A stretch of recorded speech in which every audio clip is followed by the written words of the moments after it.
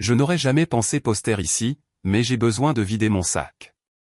Et honnêtement, j'ai besoin de savoir si je suis allé trop loin, bien que après ce qui s'est passé, je ne pense pas l'avoir fait. Je suis Brian, 34 ans, homme, père célibataire de la plus incroyable petite fille de 8 ans que vous rencontrerez jamais. Elle s'appelle Sophie, et elle est la seule chose qui m'a fait tenir depuis le décès de ma femme Rachel il y a 2 ans. Cancer. Cancer du pancréas de stade 4. Le genre où il vous parle en mois au lieu d'années. Le genre agressif qui emporte les gens bien trop vite, vous laissant debout à vous demander ce qui vient de se passer dans votre vie et pourquoi l'univers a décidé d'arracher la meilleure personne que vous ayez jamais connue. Nous avons eu 12 ans ensemble. Nous nous sommes rencontrés à l'université, nous nous sommes mariés à 24 ans, nous avons eu Sophie à 26 ans. Rachel était tout mon monde, et la voir s'éteindre pendant 8 mois brutaux a été la chose la plus difficile que j'ai jamais faite. La chimio la rendait malade. La radiothérapie la fatiguait, et les analgésiques la rendaient confuse, mais elle ne s'est jamais plainte. Elle n'a jamais demandé pourquoi elle a simplement continué à se battre pour chaque jour supplémentaire qu'elle pouvait passer avec Sophie. Rachel était une artiste, pas du genre fauché. Elle gagnait en fait un salaire décent en faisant de la restauration de meubles sur mesure et de la menuiserie. Elle avait ce petit atelier dans notre garage où elle passait des heures à redonner vie à des antiquités cassées. Les gens lui apportaient des chaises aux pieds cassés, des tables abîmées par l'eau, des commodes qui étaient dans des familles depuis des générations. Elle faisait sa magie et les retournait comme neufs tout en conservant tout le caractère qui les rendait spéciaux. Mais sa vraie passion était la construction de maquettes de bateaux, principalement des navires à voile complexes et magnifiques qui prenaient des mois à terminer. Elle avait commencé ce passe-temps au lycée, enseigné par son grand-père, qui avait été dans la marine. Notre maison en était remplie avant qu'elle ne tombe malade. De grands voiliers aux voiles gonflés, des navires de guerre avec de minuscules canons, des navires marchands avec des cales détaillées, chacun exposé dans une vitrine sur mesure qu'elle avait construite elle-même, chacun représentant des mois de travail minutieux. Je la regardais les construire, émerveillé par sa patience. Elle passait 1 heure à placer exactement une petite poulie de corde, puis une autre heure à peindre des détails si petits qu'il fallait une loupe pour les voir correctement. Quand je lui demandais pourquoi elle mettait tant d'efforts dans des parties que personne ne remarquerait, elle souriait et disait que le navire le saurait. Que faire les choses bien comptait même quand personne ne regardait. Après le diagnostic, après avoir digéré le choc, le chagrin et l'injustice de tout cela, Rachel a pris une décision. Elle allait passer chaque moment où elle en avait la force à travailler sur un dernier projet, un dernier navire. Pas pour l'exposer, pas pour le vendre, pas pour elle-même, pour Sophie. Une réplique d'un navire marchand des années 1800 pour le 8e anniversaire de Sophie. Rachel savait qu'elle ne serait pas là pour le voir, alors elle a mis tout ce qui lui restait pour faire quelque chose que Sophie pourrait garder pour toujours. Elle l'a commencé la semaine après son diagnostic. Elle y a passé 6 mois entre les traitements, travaillant malgré la douleur, l'épuisement et les nausées qui venaient par vagues. La chimio lui faisait trembler les mains, alors elle attendait ses bonnes heures. Généralement tard dans la nuit, lorsque les médicaments s'estompaient suffisamment pour qu'elle puisse tenir les petits outils fermement. Certaines nuits, je me réveillais à 2 heures du matin et la trouvais absente du lit. Je descendais et elle était là dans l'atelier, penchée sur son établi, les mains tremblantes à cause des médicaments, plaçant toujours avec soin de minuscules ferrures en laiton ou peignant de délicats détails sur la coque avec un pinceau qui n'avait que 3 poils. Je lui disais de retourner au lit, qu'elle avait besoin de repos, que le navire pouvait attendre. Elle me regardait avec ses yeux qui commençaient déjà à paraître trop grands pour son visage et disait qu'elle n'avait pas le temps d'attendre. Que chaque jour où elle se sentait assez forte pour travailler était un cadeau qu'elle faisait à Sophie. Qu'elle devait le finir avant d'être trop faible pour tenir les outils. Le navire était un chef-d'œuvre, long de 18 pouces. Chaque planche sculptée à la main dans du tilleul qu'elle avait gardé pour un projet spécial. Les voiles étaient faites de lin vintage que Rachel avait trouvé dans une vente de succession il y a des années.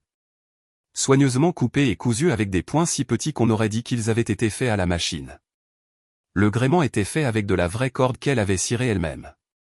Chaque ligne passant par de minuscules poulies en laiton qu'elle avait commandées à un fournisseur spécialisé en Angleterre. Elle avait tout recherché, passé des heures sur son ordinateur portable à regarder des documents historiques, à étudier des photographies de vrais navires marchands des années 1800, s'assurant que chaque détail était d'époque. Les minuscules barils de cargaison sur le pont étaient tournés à la main sur un tour miniature. Le gouvernail du navire avait des rayons si fins qu'on aurait dit qu'il se casserait si on soufflait dessus. Même l'ancre était fonctionnelle avec une minuscule chaîne qui la levait et l'abaissait réellement. La coque seule lui a pris 3 mois. Elle avait sculpté chaque planche individuellement, puis passé des semaines à les teinter dans des nuances graduées pour qu'elles aient l'air vieillies par des années en mer. Quand les nausées devenaient trop fortes pour travailler, elle s'asseyait simplement dans l'atelier, tenant des morceaux du navire, passant ses doigts sur le bois, planifiant ce qu'elle ferait ensuite quand elle se sentirait mieux. Elle avait même fabriqué une vitrine en verre sur mesure pour lui, avec des coins en queue d'aronde et une base en noyer massif. Elle était si faible à ce moment-là que j'ai dû l'aider à couper le bois, mais elle a insisté pour faire toute la menuiserie elle-même. Elle a dit que ça devait être parfait parce que c'était la dernière chose qu'elle ferait jamais. La plaque en laiton était la touche finale, gravée par un magasin local avec des mots que Rachel avait passé des jours à perfectionner pour ma courageuse capitaine Sophie. Navigue vers tes rêves. Amour pour toujours, maman. Rachel l'a terminé 3 semaines avant de mourir. Je suis rentré du travail un soir et je l'ai trouvé dans l'atelier, le navire scellé dans sa vitrine, posé sur l'établi sous les lumières. Elle pleurait mais souriait aussi. Elle a dit que c'était fini. Elle a dit que c'était parfait. Elle a dit que Sophie adorerait. Elle m'a fait promettre que je le donnerais à Sophie pour son 8e anniversaire, quoi qu'il arrive. Pas avant. Elle voulait que Sophie soit assez grande pour comprendre ce que cela signifiait, pour apprécier le travail qu'il y avait dedans. Pas après. Elle voulait que l'anniversaire soit spécial. Elle voulait que Sophie sache que sa mère pensait à son avenir même quand elle était mourante. Elle a dit qu'elle voulait que Sophie ait quelque chose de beau pour se souvenir d'elle.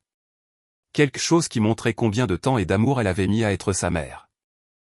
Quelque chose qui prouvait que même quand elle ne pouvait pas être là physiquement, elle avait fait tout son possible pour laisser un morceau d'elle-même derrière.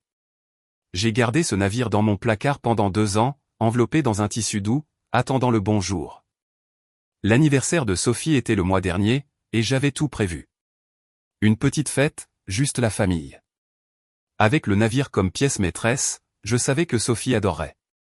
Elle posait des questions sur l'atelier de sa mère, voulait apprendre la menuiserie, parlait de la façon dont elle voulait fabriquer des choses avec ses mains comme sa mère le faisait.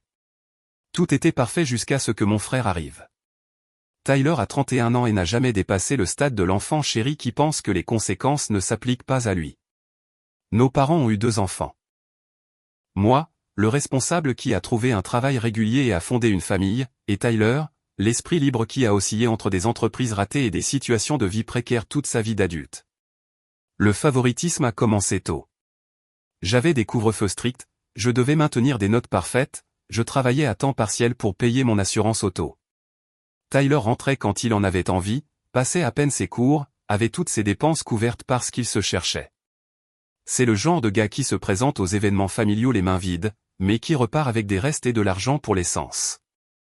Le genre qui emprunte des outils et ne les rend jamais. J'ai perdu 3 perceuses électriques et le niveau vintage de mon grand-père dans le trou noir de Tyler. Le genre qui pense que son charme le sortira de n'importe quelle situation parce que ça a toujours été le cas. Nos parents l'encouragent complètement. Quand Tyler s'est fait virer de 3 emplois en 1 an, c'est parce que les directeurs ne comprenaient pas son approche créative. Quand il a démoli sa voiture en faisant du 90 dans une zone à 45 et qu'il ne pouvait pas s'en payer une autre, ils lui ont acheté un modèle plus récent que le mien. Quand il s'est fait expulser pour avoir dépensé l'argent du loyer à Vegas, ils l'ont laissé revenir à la maison sans loyer à 30 ans alors que je payais mon propre chemin depuis 18 ans. Les entreprises sont toujours la même histoire. Tyler s'enthousiasme pour une idée, le dropshipping, le trading de crypto, un food truck, convainc nos parents que c'est sa grande chance, prend de l'argent comme capital d'investissement, la fait couler, passe à la prochaine chose sûre. La dernière fois que j'ai compté, maman et papa avaient investi plus de $60 000 dans les entreprises de Tyler. Pas une seule n'a jamais rapporté un centime. Le schéma était toujours le même. Tyler fait une bêtise. Maman trouve des excuses. Papa fait un chèque. Et je suis censé accepter que c'est comme ça que notre famille fonctionne. Quand je soulignais l'injustice, j'étais égoïste ou je ne comprenais pas les difficultés de Tyler. Quand Rachel et moi avons acheté notre première maison, nous avons économisé pendant des années et nous avons reçu des serviettes de Target comme cadeau de pendaison de crémaillère. Quand Tyler a voulu lancer son food truck, ils lui ont donné $25 000 comme un prêt que tout le monde savait ne jamais être remboursé. Quand Rachel est tombée malade, Tyler a visité l'hôpital une fois, est resté 15 minutes à regarder son téléphone, a dit que les hôpitaux le mettaient mal à l'aise et est parti, n'est jamais revenu. Il n'est pas venu à l'enterrement parce qu'il avait une opportunité d'affaires, il a envoyé un texto désolé pour votre perte 3 jours après que nous l'ayons enterré. Mais c'était l'anniversaire de Sophie. Je pensais que même Tyler ne gâcherait pas ça. J'avais appris à garder mes distances. Un contact minimal, une politesse superficielle lors des réunions de famille, ne lui laissant jamais savoir quoi que ce soit d'important sur ma vie parce qu'il trouverait un moyen de le gâcher ou de le ramener à lui. Mais c'était l'anniversaire de Sophie. Je pensais que même Tyler ne gâcherait pas ça. La fête était petite. Mes parents, ma tante Lisa, la meilleure amie de Sophie de l'école et sa mère, et malheureusement Tyler. J'avais essayé de ne pas l'inviter, mais maman avait insisté sur le fait qu'il serait dévasté de manquer l'anniversaire de sa nièce. Elle a menacé de ne pas venir elle-même si je l'excluais. Alors, j'ai cédé comme je le faisais toujours avec eux. Tout se passait bien. Sophie était heureuse, courant partout avec son amie, excitée par les cadeaux. Nous avions mangé le gâteau, joué à quelques jeux, et je me préparais pour le grand moment. J'ai sorti la vitrine, encore couverte d'un tissu, et je l'ai posée sur la table. La pièce est devenue silencieuse. Tout le monde savait ce qui allait arriver. Ma tante Lisa avait les larmes aux yeux. Même la mère de l'amie de Sophie avait l'air émue, et elle n'avait jamais rencontré Rachel. Je me suis agenouillé à côté de Sophie et je lui ai dit que ce cadeau était spécial, que sa mère l'avait fait juste pour elle, y travaillant pendant des mois, mettant tout son amour dans chaque détail. Les yeux de Sophie étaient immenses, et je pouvais la voir essayer de ne pas pleurer parce qu'elle a 8 ans et pense toujours que pleurer n'est pas cool. J'ai retiré le tissu. Le navire était encore plus beau que dans mon souvenir. La lumière de l'après-midi qui entrait par la fenêtre faisait briller les ferrures en laiton. Les voiles blanches semblaient pouvoir réellement prendre le vent. Chaque détail était parfait, exactement comme Rachel l'avait voulu. Sophie l'a juste regardé, sans rien dire. Puis elle a murmuré, « Maman a fait ça pour moi », et j'ai hoché la tête, ne faisant pas confiance à ma voix. Elle a tendu la main avec précaution, comme si elle avait peur qu'il ne disparaisse. Et a touché la vitrine en verre avec les doigts les plus doux. C'est à ce moment-là que Tyler a décidé d'ouvrir la bouche. « Waouh, c'est vraiment quelque chose », a-t-il dit en s'approchant pour regarder de plus près. Ça a dû prendre une éternité. Dommage qu'elle ait perdu tout ce temps pour quelque chose de si fragile. La pièce est devenue froide. Ma tante Lisa a même eu un hoquet. Mais avant que quiconque puisse répondre, Tyler a tendu la main et a pris la vitrine. Il l'a juste attrapée, même si Sophie l'a touchée encore. Même s'il était clair qu'elle n'était pas censée être manipulée comme ça. Je me suis levé rapidement, je lui ai dit de la poser. Fais attention. Ce n'est pas un jouet. Tyler a ri. Il a vraiment ri. Il a dit qu'il regardait juste. Quel était mon problème? Pensais-je qu'il allait le casser? Puis il a incliné la vitrine, regardant le navire glisser à l'intérieur. Sophie a fait ce petit bruit comme un animal effrayé, et a tendu la main vers la vitrine. Tyler l'a soulevée plus haut, hors de sa portée, l'inclinant toujours comme si c'était une boule à neige. Je n'étais plus poli. Je lui ai dit de la poser tout de suite. Ma voix avait ce tranchant qui fait reculer les gens qui me connaissent. Mais Tyler n'a jamais été très doué pour lire les situations. Il a dit que je faisais du cinéma. C'était juste une maquette de bateau. Rachel aurait voulu que les gens l'apprécient vraiment, pas qu'elle soit enfermée comme une pièce de musée. C'est là que j'ai su qu'il allait la laisser tomber.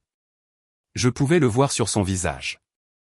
Ce regard qu'il a quand il est sur le point de faire quelque chose de terrible et de prétendre que c'était un accident. Le même regard qu'il avait quand il a accidentellement supprimé mes essais de candidature à l'université. Quand il a accidentellement dit à ma petite amie du lycée que je la trompais. Quand il a accidentellement démoli ma voiture et a blâmé des freins défectueux. J'ai bondi vers la vitrine. Mais Tyler a reculé, la tenant toujours en l'air, souriant maintenant parce qu'il savait qu'il avait l'attention de tout le monde. Il a dit que je devais me détendre, apprendre à partager, ne pas être si possessif. Sophie pleurait maintenant, le suppliant de la lui rendre. Ma mère disait le nom de Tyler sur ce ton d'avertissement qui n'a jamais vraiment entraîné de conséquences. Mon père était figé comme d'habitude, incapable de vraiment discipliner son précieux petit garçon. Puis le pied de Tyler s'est pris dans le bord du tapis. Je ne pense pas qu'il ait eu l'intention de tomber, mais il l'a fait. Il a trébuché en arrière, les bras en moulinet, la vitrine s'envolant de ses mains dans un arc parfait. Elle a heurté le parquet et a explosé. Le bruit était comme un accident de voiture en miniature. Du verre partout. Le navire se brisant, le mât se cassant, la coque se fissurant. 2 ans d'amour de Rachel et 6 mois de ses efforts mourants se sont éparpillés sur le sol de mon salon en 1000 morceaux. Sophie a crié. Elle a vraiment crié. Ce son d'angoisse pure que j'entendrai dans mes cauchemars pour toujours. Elle est tombée par terre, essayant de rassembler les morceaux, se coupant les mains sur le verre, sanglotant si fort qu'elle pouvait à peine respirer. Je l'ai ramassée avant qu'elle ne se blesse davantage. Je l'ai tenue pendant qu'elle pleurait sur mon épaule, tout son corps tremblant. Par-dessus sa tête, je pouvais voir Tyler se tenant là, enlevant le verre de son jean.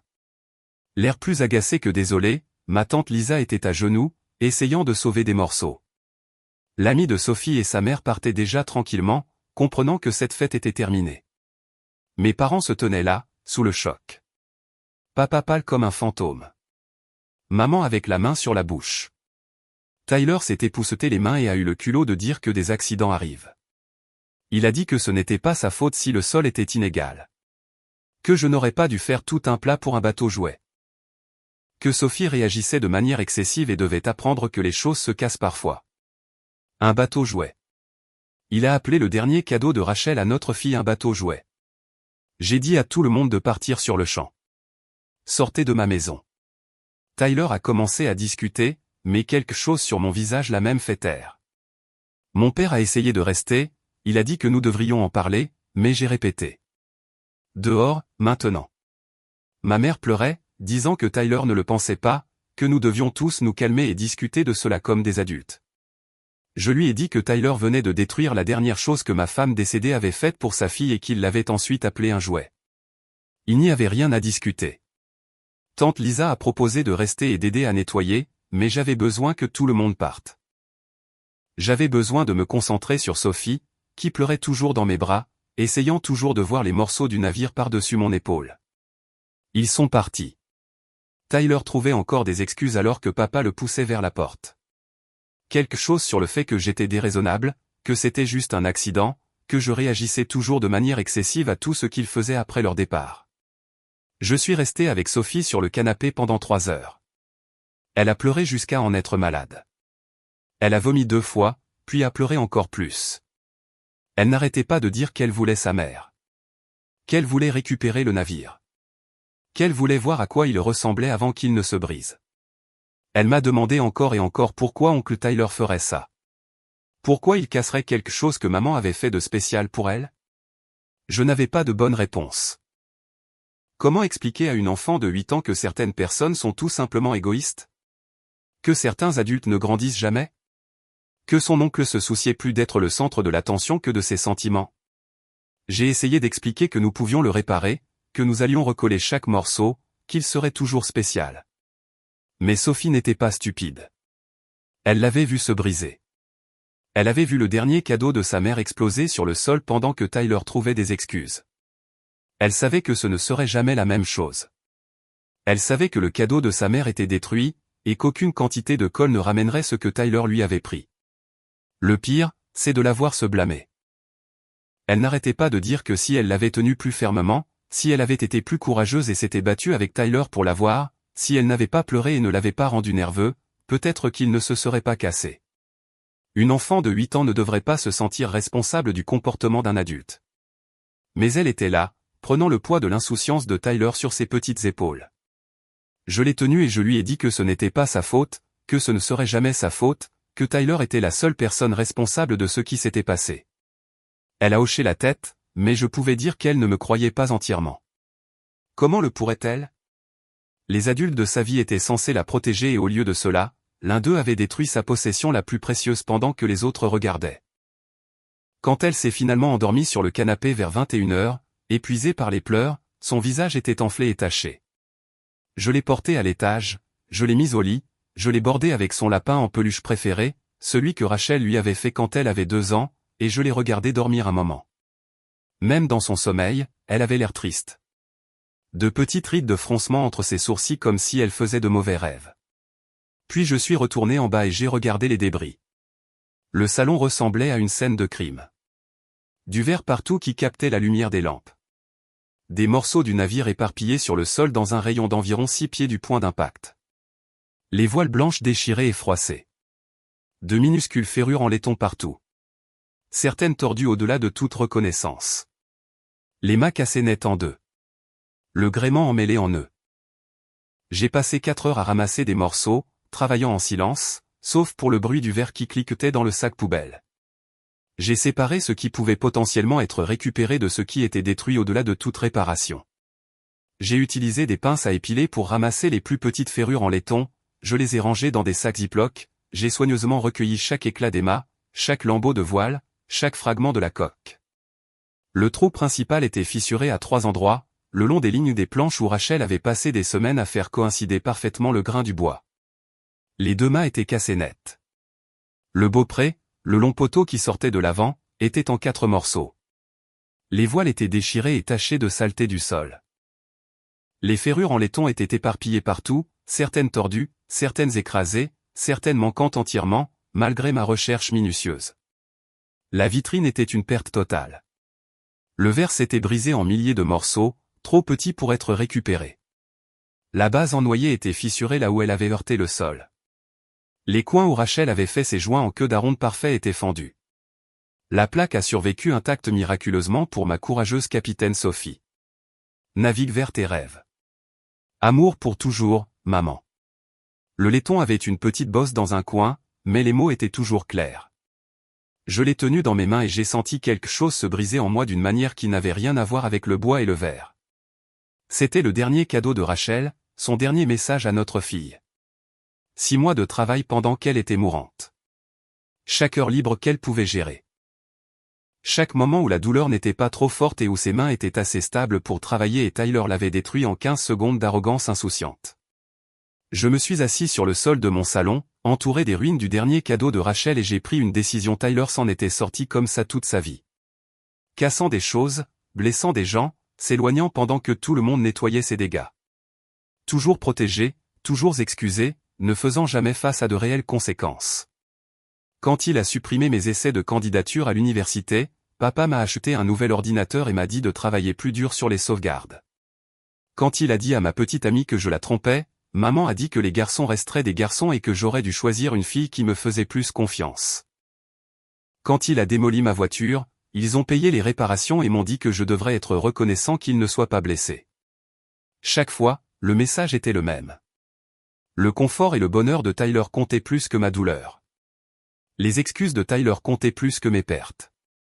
Tyler méritait une protection, et je méritais de me taire et de m'en occuper. Pas cette fois.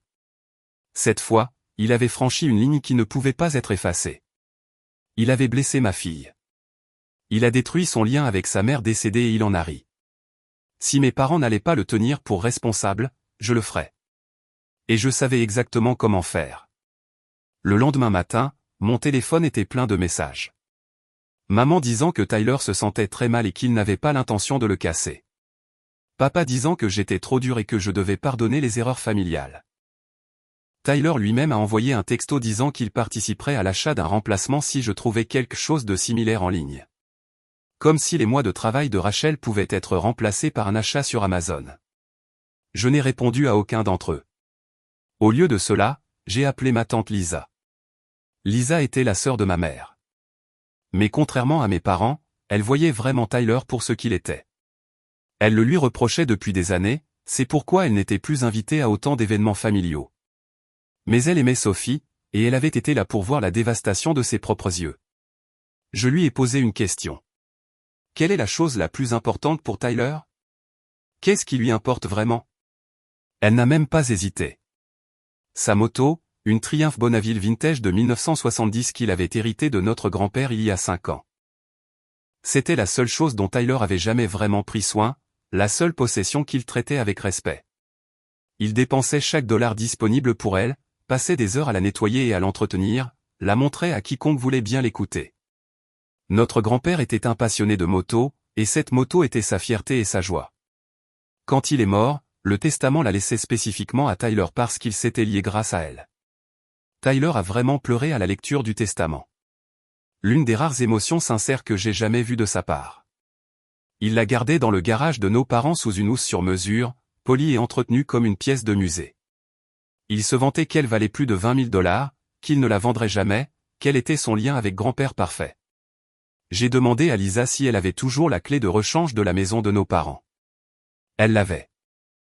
Maman lui en avait donné une il y a des années pour les urgences. Je lui ai demandé si elle accepterait de me la prêter pour quelques heures pendant qu'ils seraient tous sortis de la maison. Elle est restée silencieuse un moment, puis a demandé ce que je prévoyais. Je lui ai dit. Elle est restée silencieuse à nouveau, plus longtemps cette fois. Puis elle a dit qu'elle serait là dans 20 minutes avec la clé. 3 jours plus tard, j'ai eu ma chance. Mes parents avaient mentionné qu'ils emmenaient Tyler à un salon de la moto à 2 heures de route, partant tôt le samedi matin. Ils m'avaient invité, moi et Sophie, ne lisant manifestement pas la situation sur les raisons pour lesquelles nous ne voudrions peut-être pas passer du temps avec Tyler en ce moment. J'ai attendu de voir la voiture de papa quitter l'allée avec le camion de Tyler derrière. J'ai attendu encore 30 minutes pour m'assurer qu'ils étaient vraiment partis. Puis je suis allé chez eux avec une boîte à outils, une bâche et un plan très précis. Le code du garage n'avait pas changé en 10 ans. Mon anniversaire, 0824. À l'intérieur, la Triumph de Tyler trônait au centre comme un sanctuaire.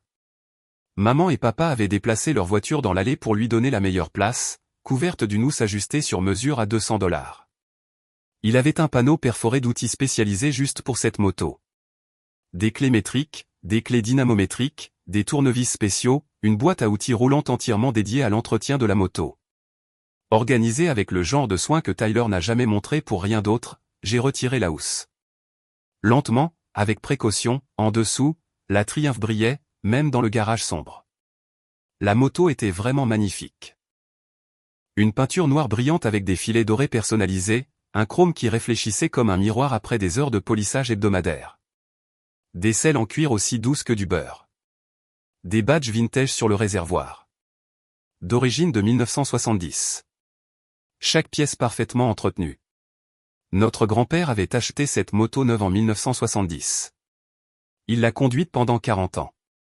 Quand il est mort, son testament mentionnait spécifiquement la Triumph. Il l'a laissée à Tyler avec une note sur la façon dont il s'était lié grâce à elle, comment il faisait confiance à Tyler pour en prendre soin. Tyler a vraiment pleuré à la lecture du testament.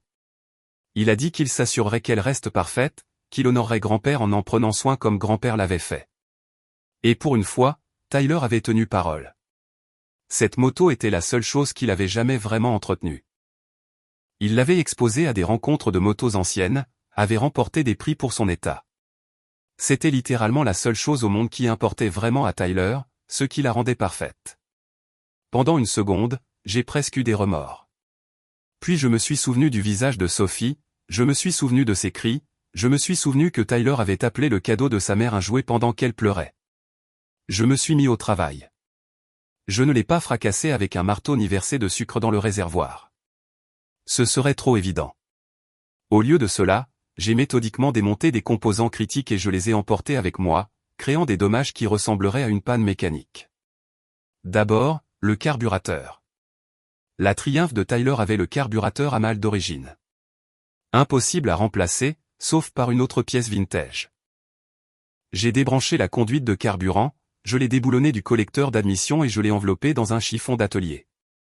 Ensuite, la bobine d'allumage, une autre pièce vintage chère. Puis le démarreur, le tendeur de chaîne de distribution, la pompe à huile, les joints critiques. Chaque pièce soigneusement retirée. Chaque absence qui causerait de graves problèmes. Le système d'échappement personnalisé que Tyler avait payé $3000 est sorti pièce par pièce. Je l'ai ajouté à mon tas grandissant. Puis j'ai fait preuve de créativité. J'ai utilisé un tournevis pour gratter soigneusement la peinture dans des endroits cachés sous la selle, le long du dessous du cadre, à l'intérieur du compartiment de la boîte à outils. Pas en profondeur, juste assez pour percer la peinture jusqu'au métal nu. Dans quelques mois, ces taches rouilleraient, se propageant sous la peinture. J'ai légèrement tordu la béquille, pas assez pour la casser, mais assez pour que la moto ne soit pas de niveau. Tyler le remarquerait à chaque fois qu'il la garerait. J'ai desserré des boulons sur toute la moto. L'ensemble du frein avant, juste assez pour développer du jeu avec le temps, rendant les freins spongieux. Les boulons de fixation du protège-chaîne. Ils se desserraient avec les vibrations, faisant des bruits de cliquetis. Les boulons de fixation du guidon à peine desserrés, créant un vacillement à grande vitesse. Aucun ne causerait de panne catastrophique immédiate, mais ensemble, il rendrait la moto bizarre d'une manière que Tyler ne pourrait pas identifier. Le réservoir d'essence a reçu un mélange de sirop de maïs et d'essence, pas de sucre pur. Trop évident. Le sirop de maïs encrasserait progressivement le système de carburant, provoquant des ratés, un fonctionnement irrégulier, une accumulation de carbone. Il faudrait des semaines pour que cela se manifeste pleinement. Pour la touche finale, j'ai fait de petits trous dans sa housse sur mesure avec mon couteau utilitaire. Un près de la selle où la pluie pourrait s'accumuler, un sur le bouchon du réservoir d'essence, un en bas pour la poussière, tous dans des endroits que Tyler ne verrait pas à moins de regarder vraiment. Toute l'opération a duré 90 minutes. J'ai emballé les pièces dans une boîte en carton provenant du recyclage de papa, je l'ai portée à mon camion, j'ai remis la housse trouée exactement comme Tyler la laissait toujours. Je me suis assuré que le garage avait l'air complètement intact. Puis j'ai fermé, j'ai réinitialisé l'alarme et je suis parti. De retour à la maison, j'ai emmené les pièces de moto dans une casse à 3 villes de là. Je leur ai dit que je vidais un garage. J'ai reçu $40 et je les ai regardés jeter le précieux carburateur de Tyler dans un tas de ferraille. Puis je suis rentré à la maison, j'ai serré Sophie dans mes bras et j'ai attendu. Il a fallu 2 semaines pour la première plainte. Tyler a envoyé un texto au groupe de discussion de la famille pour dire que sa moto fonctionnait mal. Il a dit qu'il n'arrivait pas à comprendre ce qui n'allait pas. Elle perdait de la puissance et faisait des bruits bizarres. Papa a proposé de l'aider à y jeter un coup d'œil. Quelques jours plus tard, un autre texto. Le mécanicien a dit qu'il manquait des pièces et que le système de carburant était endommagé. Tyler était sûr que le garage essayait de l'arnaquer parce qu'il venait de faire réviser tout et que la moto était sous une housse dans le garage. Ma mère m'a appelé, m'a demandé si je savais quelque chose. Elle a dit que Tyler était convaincu que quelqu'un avait trafiqué sa moto, que les dommages étaient trop spécifiques pour être aléatoires. Je lui ai dit que c'était terrible. J'espérais qu'il pourrait la faire réparer. Une semaine plus tard, Tyler s'est présenté à ma porte. Je l'ai regardé par le Judas, je l'ai vu faire les 100 pas sur mon Porsche, rassemblant son courage pour frapper. Quand il l'a finalement fait, je l'ai laissé attendre une minute entière avant d'ouvrir la porte. Il avait l'air mal en point. Il n'avait manifestement pas bien dormi. Il a commencé à parler vite, disant qu'il savait que j'étais en colère à propos du navire, mais que ça était allé trop loin. Sa moto était fichue. Des milliers de dollars de dommages, des pièces irremplaçables. Il savait que j'avais fait quelque chose. Je lui ai demandé s'il avait des preuves, il n'en avait pas. Il a dit que c'était évident, une trop grande coïncidence. Les dommages étaient trop délibérés. Je lui ai dit que ça semblait paranoïaque. Peut-être qu'il ne l'avait pas aussi bien entretenu qu'il le pensait. Peut-être que quelqu'un au salon de la moto l'avait trafiqué.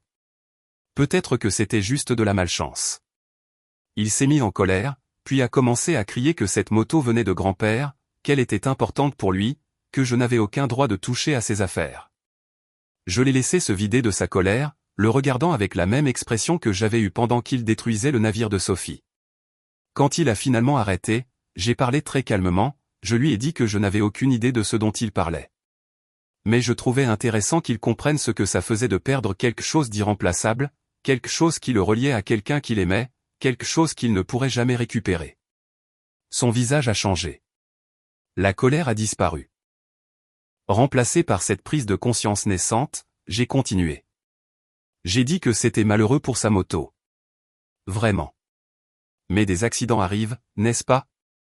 Les choses se cassent parfois. Il ne devrait pas être si possessif des objets matériels. Peut-être que c'était une expérience d'apprentissage sur la fragilité des choses importantes. J'ai utilisé ses propres mots contre lui. Je les ai regardés frapper comme des coups physiques. La voix de Tyler a tremblé quand il a demandé si j'admettais sérieusement avoir détruit sa moto pour une maquette de bateau. Je lui ai dit que je n'admettais rien.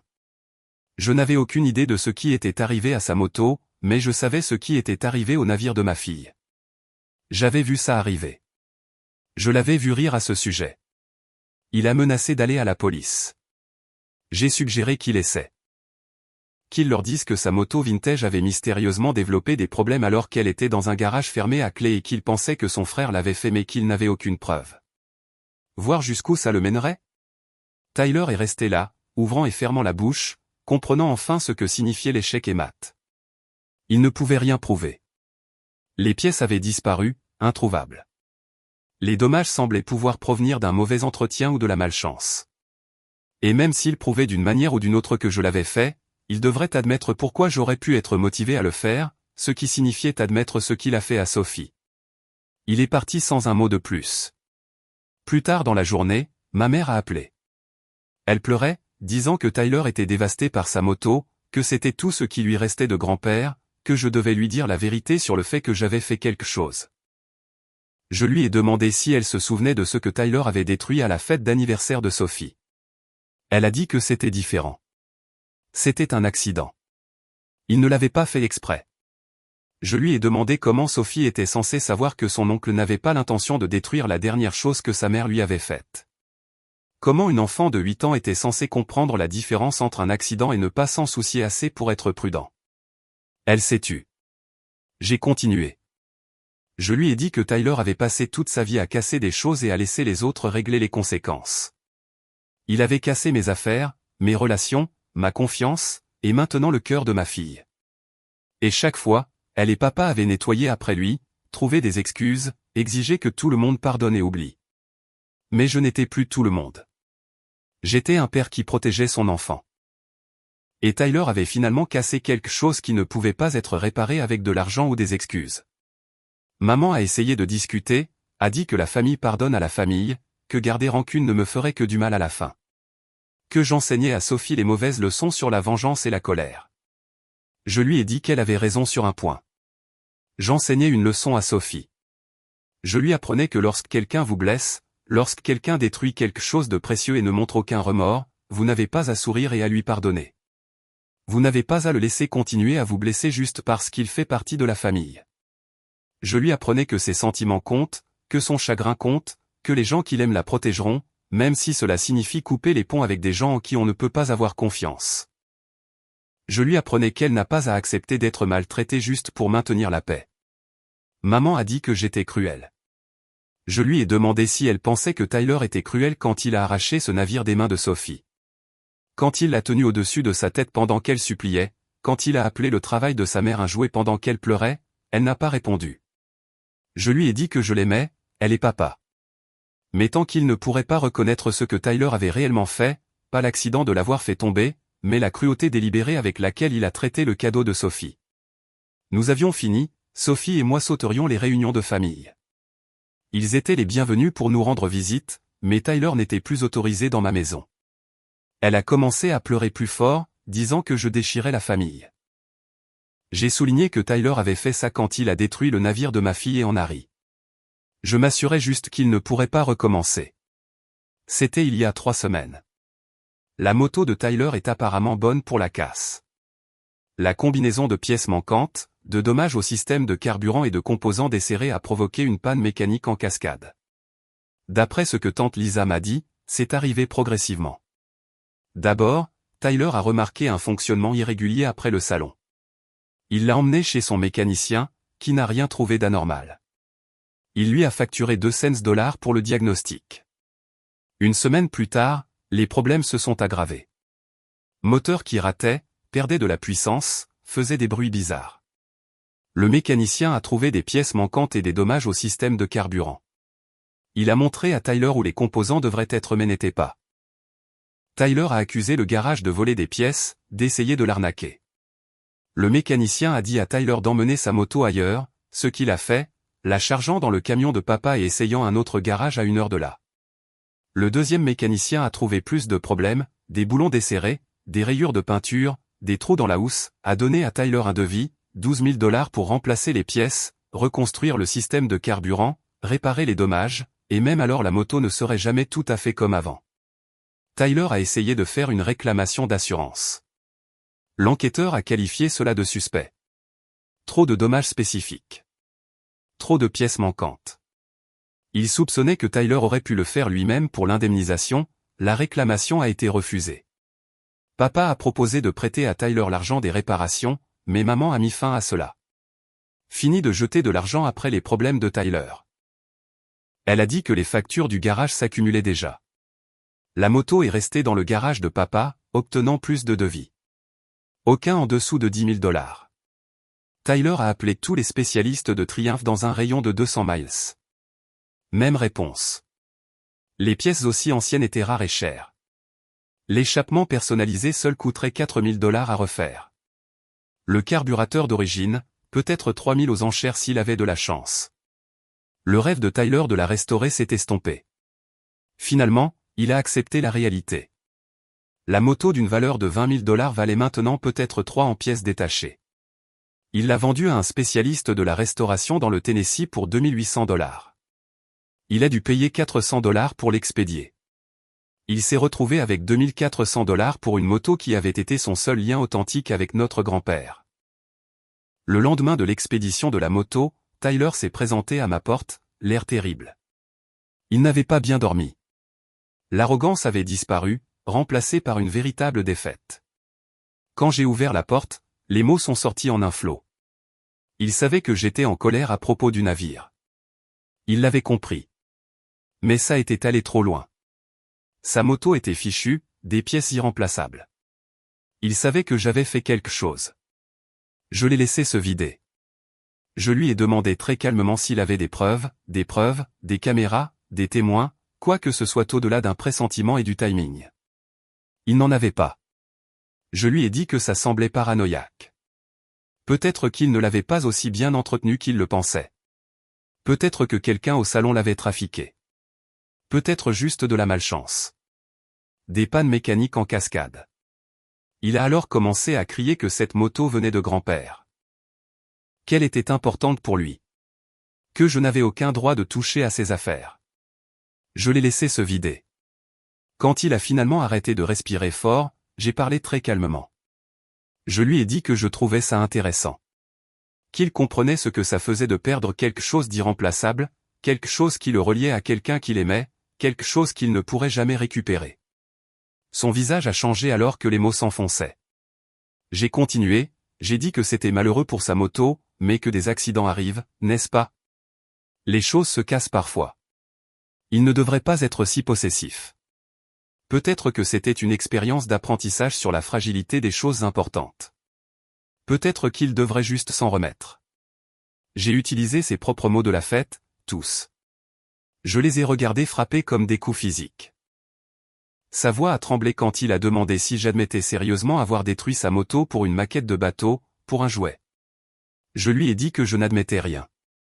Les problèmes mécaniques arrivent aux véhicules anciens. Mais je savais ce qui était arrivé au navire de ma fille. Je l'avais vu l'attraper des mains de ma fille, l'agiter, le tenir au-dessus de sa tête pendant qu'elle suppliait, rire de sa fragilité. J'avais vu comment il avait brisé le cœur de ma fille et appelé le cadeau mourant de Rachel une perte de temps. Alors, non. Je ne pouvais pas l'aider avec les problèmes de moto. Mais j'espérais qu'il apprendrait quelque chose sur ce que ça fait quand quelqu'un détruit quelque chose que vous aimez et vous dit de vous en remettre. Tyler a menacé d'aller à la police. J'ai suggéré qu'il essaie. Qu'il leur dise que sa moto vintage avait mystérieusement développé des problèmes dans un garage fermé à clé et qu'il pensait que son frère l'avait fait mais qu'il n'avait aucune preuve. Voir avec quel sérieux il prendrait ça. J'ai souligné que même s'il prouvait que j'avais été dans ce garage, ce qu'il ne pouvait pas, il devrait expliquer pourquoi, ce qui signifiait admettre publiquement ce qu'il a fait au cadeau d'anniversaire d'une enfant de 8 ans de sa mère décédée. Voir comment ça se passerait? Voir comment le tribunal de la famille le verrait si je demandais une ordonnance de non-communication basée sur son comportement autour de mon enfant? Tyler est resté là, ouvrant et fermant la bouche, comprenant enfin l'échec et mat. Il ne pouvait rien prouver. Les pièces étaient introuvables. Les dommages semblaient provenir d'un mauvais entretien ou de la malchance. Et même s'il prouvait que je l'avais fait, le pourquoi détruirait sa réputation. Il est parti sans un mot de plus. Il a marché jusqu'à sa voiture les épaules affaissées, l'air plus petit, il est parti sans le rugissement habituel du moteur. J'ai fermé la porte et c'était tout.